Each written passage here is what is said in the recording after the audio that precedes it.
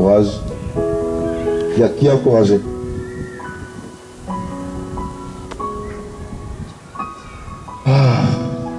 Les temps sont difficiles. Les temps sont durs. Nous sommes dans bien d'épreuves, dans des combats, difficultés. Et nous devons tous surmonter par la grâce de Dieu. Tous surmonter par la force de Dieu. La force de Jésus-Christ.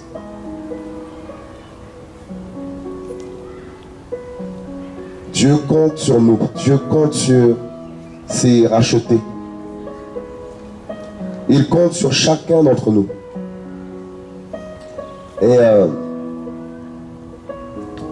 la finalité, c'est le ciel. La finalité de la vie que nous menons dans ce monde avec Jésus-Christ, c'est le ciel. L'éternité.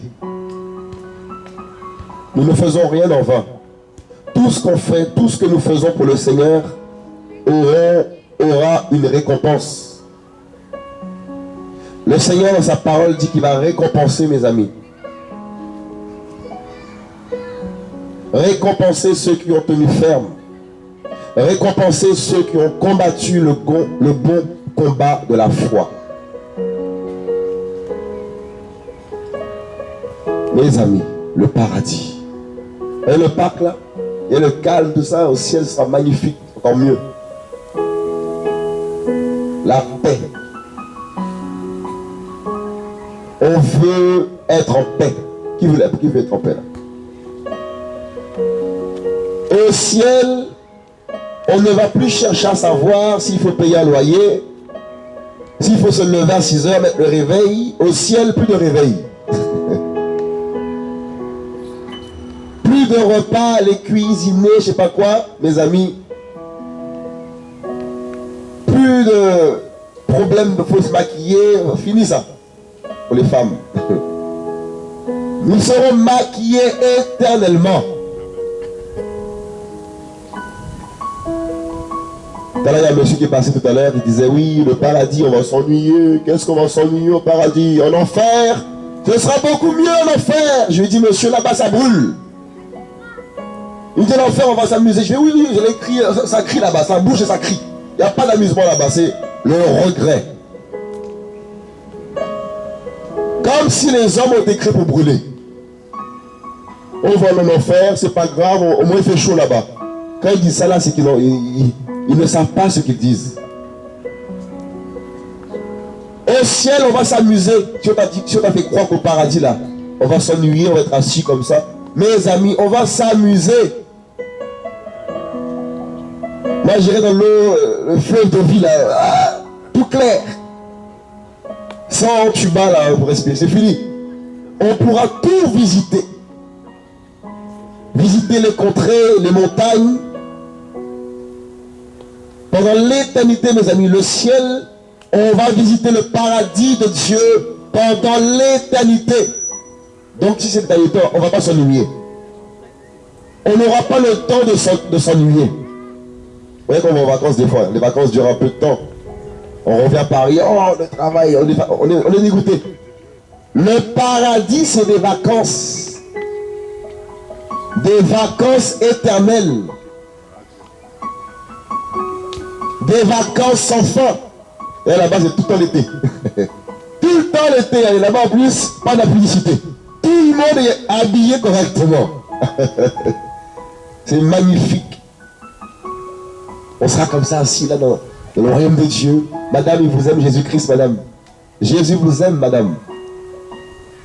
On sera dans le repos de l'Éternel. Dans le repos du Dieu Tout-Puissant.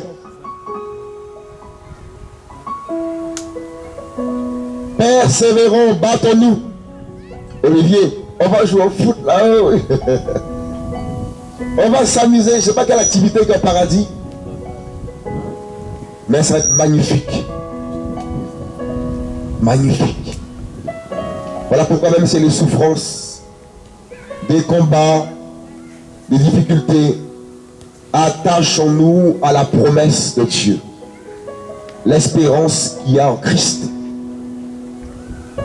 Qu'aucun homme que personne te détourne de la vie que Dieu te donne, de l'espérance que Dieu te donne.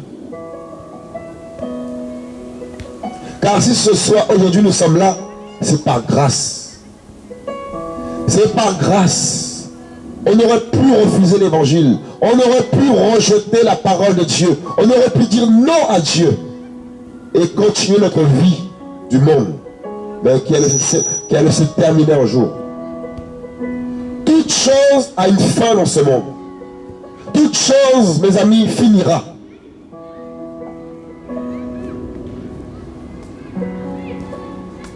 Quelle folie de l'homme de mettre sa confiance dans ce monde. Mettre sa confiance dans ces choses qui vont brûler. Car Dieu va tout détruire. Le temps arrive où Dieu est en train de susciter des hommes, des femmes, des jeunes de différents pays pour faire son œuvre. Dieu t'appelle à faire son œuvre. Dieu t'a pas sauvé pour que tu sois assise, comme dit le frère tout à l'heure. Dieu nous appelle pour être en mouvement. Dieu nous appelle pour aller, pour gagner, pour vaincre, remporter des victoires, remporter, mes amis. Nous sommes un peuple victorieux. Nous sommes un peuple acquis par Dieu.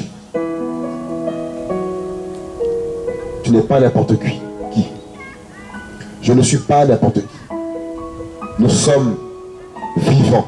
Nous sommes vivifiés. Nous sommes réveillés. Nous sommes ressuscités par Jésus-Christ. Nous serons plongés dans son amour, plongés dans sa gloire éternelle. J'ai hâte qu'il revienne. J'ai hâte d'être sauvé pour le ciel. Là, on est sauvé déjà. Mais être déjà là-haut.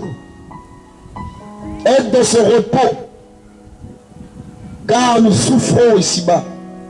Nous sommes, mes amis, au bout. Et nous voulons que Jésus revienne. Nous voulons que notre Dieu nous donne ce corps glorieux. Que Dieu nous emmène dans cette Jérusalem céleste. La nouvelle Jérusalem. Voilà notre espérance.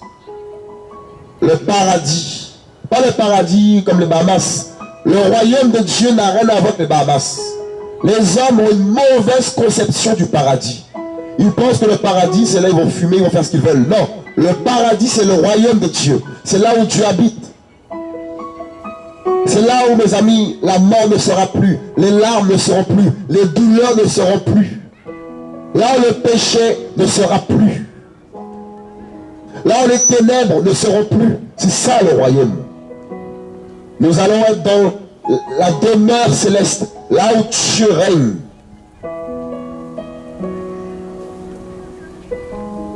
Et le Seigneur veut que nous vivions son royaume dans ce bas monde. Afin que les hommes voient Jésus à travers nous. Qu'ils voient le roi des rois à travers nous. Qu'ils voient l'amour de Dieu à travers nous. Voilà pourquoi Dieu a laissé son église dans ce monde. Afin qu'elle traverse ce désert. Afin que dans ce désert, que des pécheurs soient sauvés. En nous voyant, la gloire de Dieu dans nos cœurs, dans nos vies.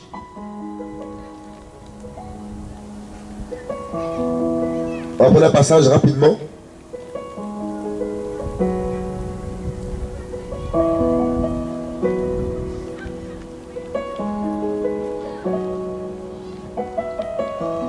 À Corinthiens 1, 27. Mais Dieu a choisi les choses folles de ce monde pour rendre confuses les sages. Et Dieu a choisi les choses faibles de ce monde pour rendre confuses les fortes. Verset 28. Et Dieu a choisi les choses viles de ce monde et les mépriser, mais celles qui ne le sont pas. Même celles qui ne le sont pas, pour abolir celles qui sont. Dieu est trop fort. Lui-même n'est pas venu avec un corps, il n'est pas venu en tant que Dieu Tout-Puissant lui-même. Mais il s'est limité dans un corps humain. Dieu s'est fait chair. Il s'est limité dans ce corps humain. Afin de sauver les hommes. Afin de délivrer les hommes. Comment Dieu le Créateur, comment Dieu le Tout-Puissant a pu venir parmi nous, a pu venir dans ce monde comme un homme, dans ce corps qui est si faible, ce corps qui est mortel, ce corps qui a des besoins. Jésus est venu. Jésus est descendu, Jésus a vaincu, Jésus est venu pour nous sortir de la boue de ce monde, afin que nous puissions le voir un jour, afin que nous puissions être dans sa paix éternelle.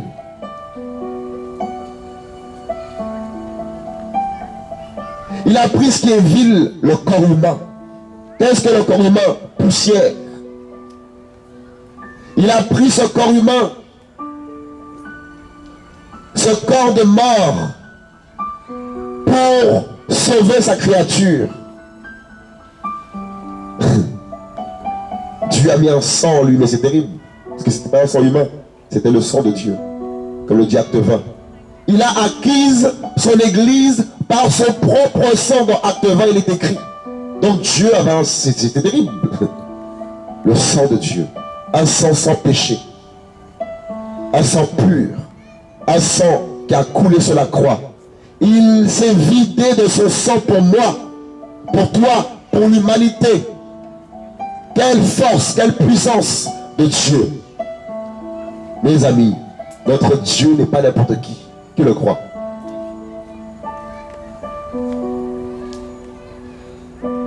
Dans Ésaïe 9, au verset 5, il dit qu'on l'appellera conseiller. On ne va pas chercher les conseillers bancaires ici, là, conseiller bancaire. Tu as un conseiller à la maison.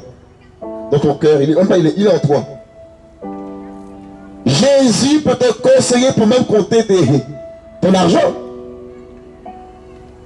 Il peut te conseiller sur quel habit mettre aujourd'hui. Il conseille en toutes choses. Et souvent, on oublie de le consulter. Moi, le premier. Des fois, on fait nos affaires, on nous dit, oh, mais pourquoi je n'ai pas consulté le conseiller véritable? Si tu le consultes, il te donnera les bons conseils. Des fois, il me donne des conseils. Ne trouve pas trop à cette personne. Ne trouve pas trop parce que cette personne, elle est hypocrite. Demain, elle va te casser. Et il s'avère que c'était vrai. Oh, c'était vrai, Seigneur. Des fois, il faut garder ses réserves, garder son cœur un peu, parce que des fois, nous, les chrétiens, on cacherait, on peut parler. Et les gens connaissent toute ta vie. Et demain, il faut prendre ce que tu as dit pour te casser, pour te détruire. Je parle à quelqu'un, je nous parle là, c'est terrible. Mes amis, on peut avoir un petit jardin, garder des choses de notre vie privée. Être chrétien ne veut pas le dire tout raconter à tout le monde. Tu peux garder tes affaires pour toi, ta femme, pour se protéger des fois. Jésus conseille. Il donne des bons conseils. Je vais parler d'un truc, mais Dieu me pousse à parler comme ça. On se laisse conduire par notre papa. Papa, toute la gloire, toi, papa, prends la première place. Seigneur, au nom puissant de Jésus-Christ. Jésus, notre amour. Jésus, notre maître. Jésus, on l'adore. Il nous épargne les embûches.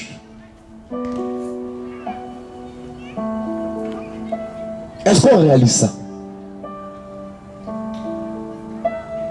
Il nous parle tous les jours, Jésus. Tous les jours, il nous conseille. Il nous conseille tous les jours. Mais des fois, on ne peut pas sa voix parce qu'on est tellement distrait. On pense tellement à autre chose qu'on oublie d'entendre sa voix. Des fois, il me parle quand je suis occupé à concentrer sur... quand je suis au travail. Il me parle souvent quand je travaille. Je dis, mais pourquoi je ne dis pas quand je suis au travail? Il me dit, ben, c'est là que... En fait, En fait, t'es concentré, c'est là qu'il peut mieux te parler, quoi. Et on voit les apôtres, c'est quand ils travaillaient qu'il les a cherchés, il les a appelés, vrai ou faux. C'est quand ils travaillaient, bon, toi tu viens avec moi, bon. C'est comme si Dieu t'appelle, t'es au bureau de travail, Dieu t'appelle, allez, suis-moi. Mais c'est terrible. S'il vient aujourd'hui, Jésus-Christ, il apparaît devant toi comme ça, tu sais pas que c'est lui. Tu dis, viens, suis-moi. Ah non, moi je dis, j'ai mon argent. Les apôtres l'ont suivi. Ceux qui l'ont servi, mes amis, ils ont laissé leur emploi. Comment il s'appelle là, le PAG là, c'est quoi il s'appelle? Mathieu, c'est Mathieu, hein? C'est ça? Mathieu. Il travaille comme ça, viens sur moi. Il a suivi Jésus-Christ. Au travail. Donc ils ont eu plus confiance en Jésus-Christ qu'en leur travail. Sommes-nous prêts à tout laisser pour Jésus? Sommes-nous prêts à tout abandonner pour Jésus-Christ? Jésus nous demande d'abandonner beaucoup de choses. Parce que le temps est venu de passer à autre chose. Nous on dit à Dieu, non, je garde ça Seigneur, je garde ça, je garde ça. Mais si tu gardes des choses que Dieu te demande d'abandonner, tu ne pourras pas évoluer, tu ne pourras pas grandir avec Jésus-Christ. On oublie que la vie chrétienne, croire en Dieu, marcher avec Dieu, est une vie d'abandon, une vie de sacrifice.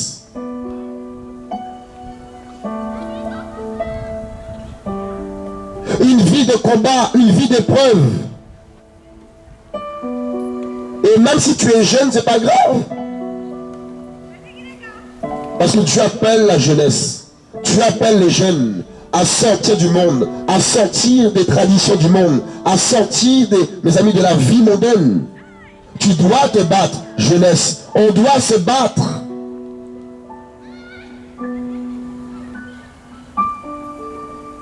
Car ce n'est pas en vain que Christ est mort sur la croix. Jésus est mort, mes amis, pour nous sauver de la fosse, pour nous sauver de l'enfer. Le plus important, ce n'est pas, mes amis, la vie du monde. Le plus important, c'est de garder son salut. On a vu Zachée dans Luc 19. Il a couru pour chercher à voir qui était Jésus-Christ. Il est monté sur un arbre, c'est-à-dire l'arbre, le sycomore était un arbre comme ça, un peu bien touffu. C'est-à-dire que Jésus l'a vu dans l'arbre là-haut là. Il était violent. Violent pour voir qui était Jésus. Il a quitté la foule. Il est sorti de la foule. Il s'est mis à part pour voir qui était Jésus. Pour voir Dieu, tu dois te mettre à part. On doit se mettre à part. On doit se séparer de la mauvaise compagnie, se séparer du péché, et nous verrons Dieu dans nos vies. Et Jésus va poser le regard sur nous, comme il a fait pour Zachée.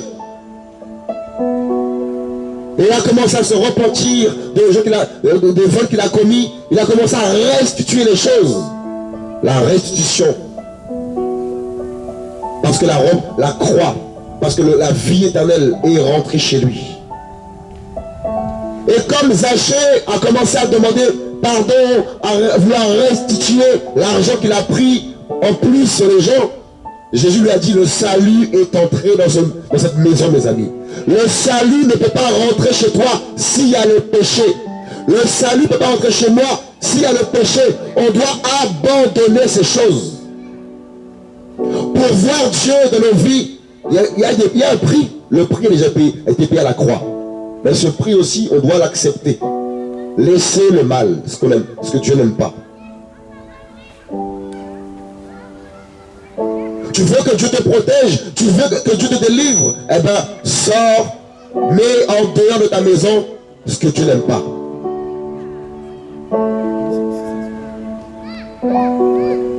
Et le salut de Dieu va demeurer dans ta maison. Dans ta maison. Dans ta maison. Il y a peut-être 2 jours ou 1 jour, j'étais au travail, je marchais dans le couloir. Je pense à l'enlèvement. Je pense à l'enlèvement. Je dis, mais tu peux revenir tout de suite, Seigneur.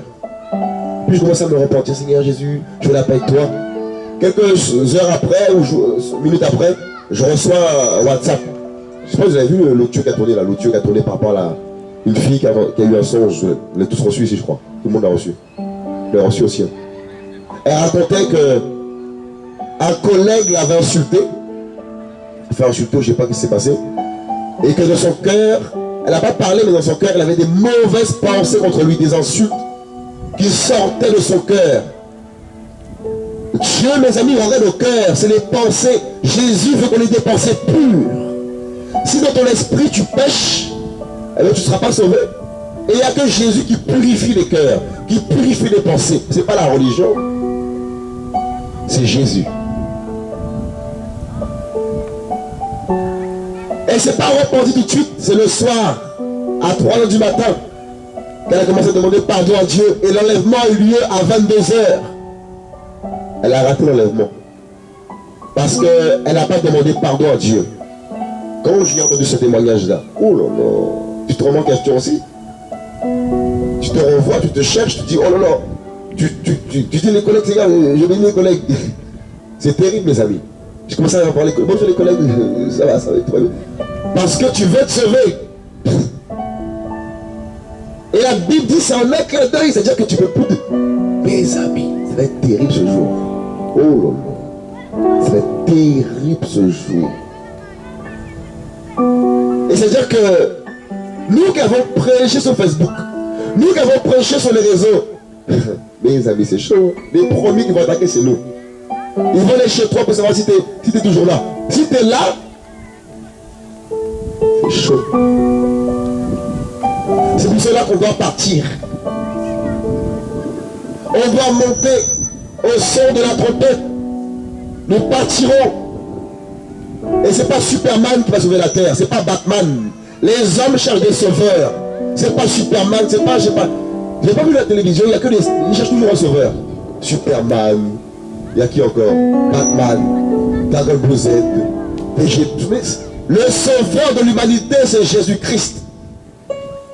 Le héros des héros, c'est Jésus-Christ. La lumière de ce monde, c'est Jésus-Christ.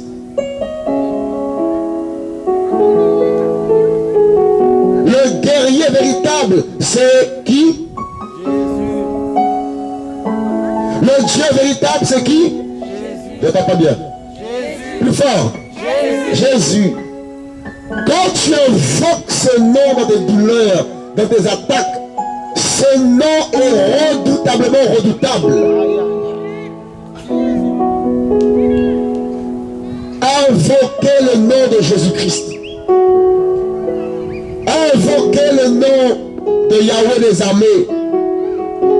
C'est pas une blague, hein? Jésus est puissant. Invoque-le dans tes souffrances. Invoque-le dans tes oppressions. Quand tu es mal, invoque-le. Il va te réveiller, il va te relever par sa force.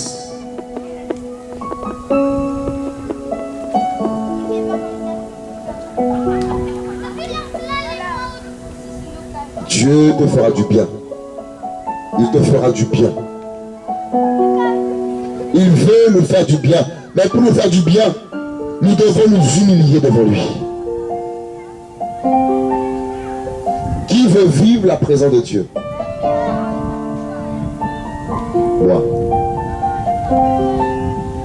Jésus-Christ. Jésus, c'est lui le Sauveur. Les amis, c'est le temps de s'approcher de Dieu. C'est le temps de les amis, se réconcilier avec le Créateur du monde. C'est le temps de les amis, s'humilier devant le Seigneur Jésus-Christ. Car le temps est proche. Ce temps est proche. Et le Seigneur est en train de marquer de son sceau ses enfants de plus en plus. Dieu marque de son sceau son peuple de plus en plus. Attachons-nous à Jésus-Christ. Attachons-nous à l'espérance en Christ. Amen.